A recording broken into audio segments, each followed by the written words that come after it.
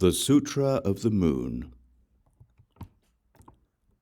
Respectful homage to the noble three jewels. Thus did I hear at one time. The Blessed One was dwelling in Śrāvastī, in Jeta's grove, Anatta Pindada's park. At that time the god Candramas was seized by Rāhu, lord of the asuras. Then the god Candramas, recollecting and taking the Blessed One to heart, recited this verse. I bow to the heroic Buddha.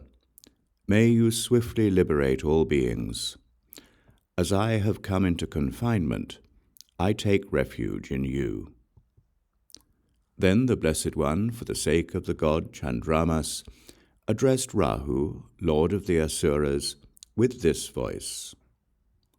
Since Buddhas have compassion for the world, Candramas took refuge in the worthy one, the Tathāgata. Therefore, Rāhu, set the moon free. Thereupon Rāhu, lord of the asuras, set the god Candramas free and hurriedly approached Vemacitra, lord of the asuras. He then sat to one side, displeased, agitated, and with all his body hairs bristling.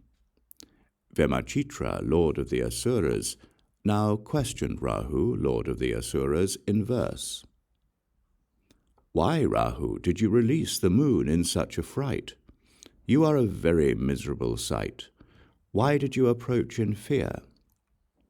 Rāhu replied, Had I, hearing the Buddha's verse, not then released the moon, my head would have split into 7 pieces, and my life would be without happiness.